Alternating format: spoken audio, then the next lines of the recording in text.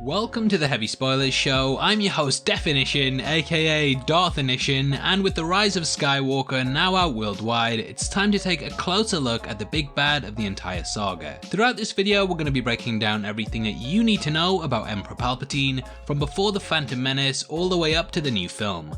We'll be covering the character's full biography, his time as Darth Sidious, and how he returned from the dead in the latest entry. There will be heavy spoilers here, so if you haven't had a chance to see the Rise of Skywalker yet and don't want anything potentially ruined, then I highly suggest that you turn off now. With that out of the way, I just want to give a huge thank you for clicking this video. Now let's get into our breakdown of Emperor Palpatine.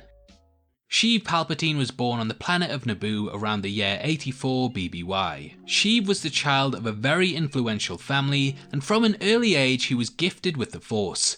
This caught the eye of Darth Plagueis, a Sith Lord who took him under his wing as an apprentice. Through Plagueis, Sheev learned all the ins and outs of the dark side from his master who carried the lineage of Darth Bane. Plagueis showed him almost everything, including the ability to lead an eternal life, which we'll get into later in the video. Eventually though, Sheev graduated to the position of Darth Sidious and began dabbling in politics, using his dark powers of manipulation in order to rise up through the ranks. Upon the completion of his training, Sidious betrayed his master and murdered him in his sleep. This was traditional amongst the Sith, and often their apprentices would murder their masters and assume their positions. Typically there's only ever 2 Sith in the galaxy, and Sidious began looking for an apprentice himself whilst he gained a prominent position in the Galactic Senate. Firsthand he witnessed the corruption within the Republic and realised that he could easily manipulate his way into power if he created a divide. His master plan was to overthrow the Jedi, who had been the guardians of peace and justice for thousands of generations,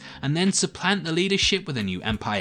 During this time, Sidious met a like-minded Jedi named Dooku, who too had become aware that the corruption within the Republic would eventually lead to its downfall. Sidious manipulated Dooku and slowly turned him to the dark side, and from inside the Senate they slowly built up their puppet, Newt Gunray, to the position of Viceroy of the Trade Federation. Alongside this, Sidious also travelled to Dathomir, where he met a Night Sister with incredible power. He promised to make her his apprentice, but at the last moment betrayed her and instead kidnapped her young son, who would later become Darth Maul. Once all of the pawns were in place, Palpatine moved to overthrow the Supreme Chancellor, and he ordered the Trade Federation to create a blockade around Naboo under the pretense that they were protesting the Senate's taxation of trade routes. The Supreme Chancellor dispatched 2 Jedi who, if you've seen the Phantom Menace, that's Qui-Gon Jinn and his Padawan Obi-Wan Kenobi, and they tried to negotiate with the Trade Federation, but Sidious ordered for them to be executed. The Trade Federation then launched an invasion of the planet, and throughout the entire incursion, Sidious masterfully played both sides of the battle, appearing to the Trade Federation as a Sith Lord and to Queen Amidala as Senator Palpatine. With the help of the Jedi, Amidala and her allies were able to escape the planet during the invasion, and after a stop off on Tatooine, they met a young, Force-sensitive boy named Anakin. From here they journeyed to Coruscant to try and ask the Senate for intervention, but this kind of fell on deaf ears. The Senate were hopeless, just as Palpatine knew they would be, and he persuaded Amidala to move for a vote of no confidence in order to potentially place a more powerful leader as the Supreme Chancellor. As Palpatine predicted, the Senate agreed to remove the Supreme Chancellor, and Palpatine was elected in his place. He did try and convince Amidala to stay in Coruscant, but she wished to return to her world, and Sidious contacted the Trade Federation and sent Maul with orders to kill the Queen upon her arrival. In addition to this, upon learning that she'd formed an alliance with the Gungans of the planet, he ordered Trade Federation forces to meet them in battle. Luckily, the Queen's assassination was stopped by the Jedi, and the group managed to defeat the invading forces. Palpatine learned that a young boy named Anakin Skywalker was instrumental in this, and this caught his attention as the freed slave had been labelled as the chosen one that would bring balance to the Force. Over the following decade, Palpatine built a reputation as a brilliant chancellor that was only interested in the good of the galaxy. He formed a friendship with Anakin, grooming him in a way and stating that he was the most gifted Jedi that he had ever met. He realised that Anakin was heavily swayed by his emotions, and through this that he could be controlled. He sowed the seeds of frustration in Anakin, all whilst training his new apprentice, Count Dooku. Dooku left the Order and began operating under the name Darth Tyrannus, and the two Sith Lords carried out the death of Jedi Master Sidious and took his commission to produce a clone army on Kamino. They implanted a secret order known as Order 66, in which all of the soldiers would turn on the Jedi and kill them. Dooku covered this up by erasing all knowledge of the commission from the Jedi archives, and he set a near impossible task for many mercenaries.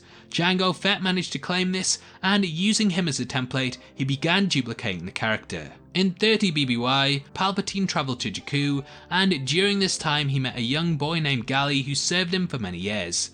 It's also during this that I think Palpatine may have also fathered a son, or he perhaps manipulated the midichlorians in order to create life, which we'll get into further in the video when discussing Rey. Under Sidious, Dooku began travelling to planets throughout the galaxy, convincing them to become independent from the Galactic Republic. He created the Confederacy of Independent Systems, and Dooku became the leader of the group. With the galaxy on the brink of civil war, and just too many planets for the Jedi to control, the Senate pushed to form a grand army for the Republic. Amidala arrived on Coruscant to vote on the notion, and after an assassination attempt on her life, Anakin was assigned to protect her.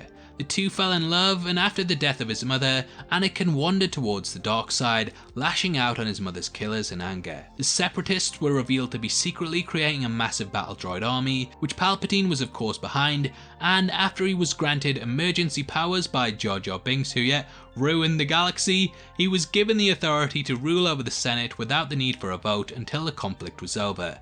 His first act was to bring forth the clone army, and thus the Clone Wars began.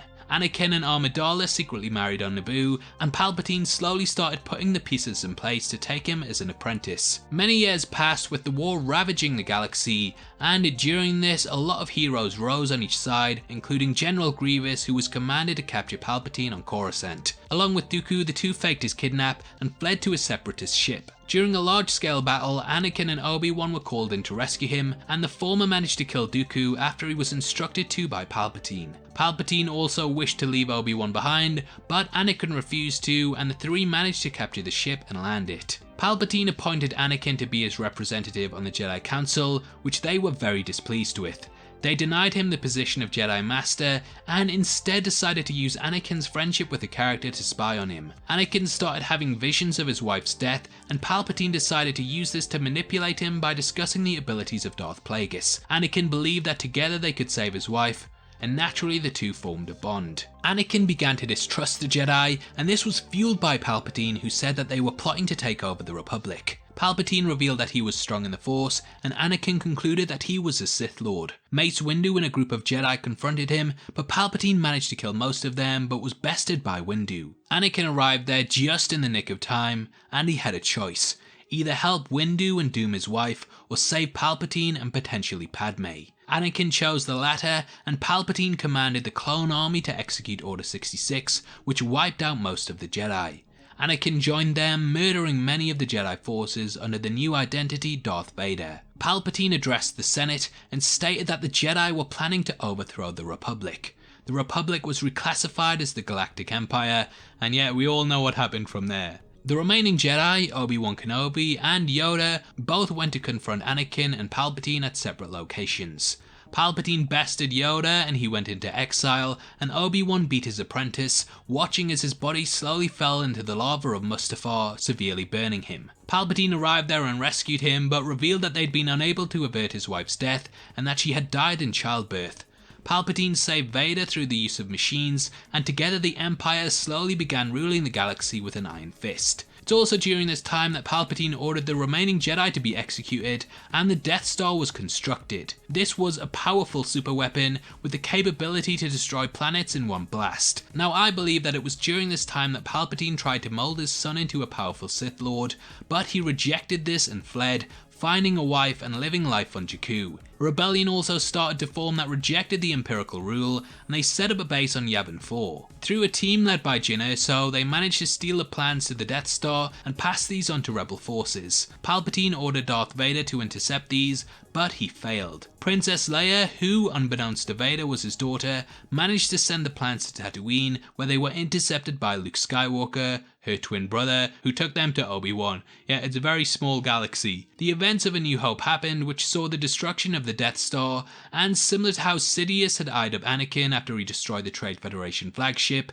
he set his sights on Luke. The Emperor ordered Vader to turn him, and the construction of a second Death Star began. He also started using the Force to extend his life and continued his experimentation into cloning in order to find the secret to immortality. Luke handed himself in as an attempt to redeem his father, and here he came face to face with Palpatine on the second Death Star. The battle for Vader's soul began with Palpatine tempting Luke with the dark side of the Force. Palpatine used Luke's friends as bait and revealed that he had led the rebels to believe that the Death Star was not operational, and also that he was the one who allowed the forces to reach Endor. This was to force Luke to strike him down in anger, and though he initially resisted, he did attempt to do this, though Vader intercepted it. The two started a lightsaber duel, and on the planet of Endor, Han and Leia led a team that disabled the shield generator for the battle station. Palpatine watched as Luke slowly used anger to defeat his father, but at the last moment he calmed himself and threw away his lightsaber. He told Palpatine that he would never turn to the dark side, and that he would always be a Jedi like his father before him. This angered Palpatine, and he tried to kill Luke, though Vader intervened, throwing the character down the Death Star reactor shaft. The rebels destroyed the Death Star once more, and Vader and Palpatine died on it. Or so we thought.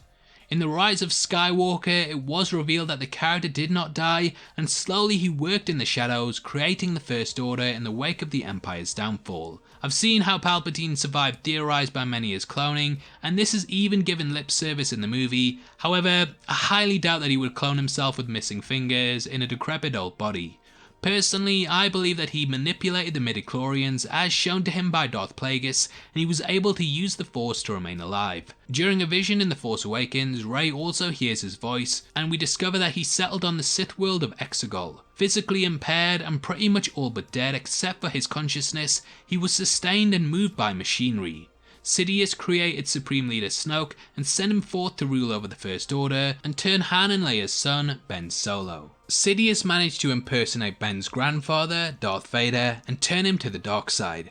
Ben took up the mantle Kylo Ren, and he eventually became besotted with Palpatine's granddaughter, Rey. Palpatine had sought after her for many years, sending out Sith loyalists to try and capture her, but these were all unsuccessful. Palpatine's son hid her away, and they died protecting her location. A mysterious broadcast was sent out into the galaxy by Palpatine, threatening revenge, and Kylo, who had assumed the position of Supreme Leader, when searching for the source of this, scared that his power would be stripped away. Kylo eventually came across Palpatine, discovered that he was behind Snoke, and learned that he had amassed a huge amount of Star Destroyers that Palpatine had labelled the Final Order. Palpatine wanted to return the Empire to its rightful position, and he wished for his granddaughter to join him by his side. Ren came face to face with Rey several times, revealing her lineage, and this led the two to battle on the second Death Star's runes. Leia reached out to him just before dying, and this distracted him to the point that Rey was able to stab him. Rey fled to Ahch-To and, after speaking with Luke, realized that she had to confront her grandfather. Rey traveled to Exegol, sending her coordinates to the Resistance, and came across Palpatine, surrounded by Sith loyalists. Palpatine stated that all of the Sith lived within him, and that she had to take his place. This is an ancient Sith ritual which would allow him to transfer his spirit into her and continue the legacy of the Sith. He revealed that the Resistance forces had been led into a trap, and that the only way for Rey to save them would be to join him in controlling the Sith fleet and to stop the annihilation. However, a redeemed Ben Solo arrived, and with Rey they fought Palpatine.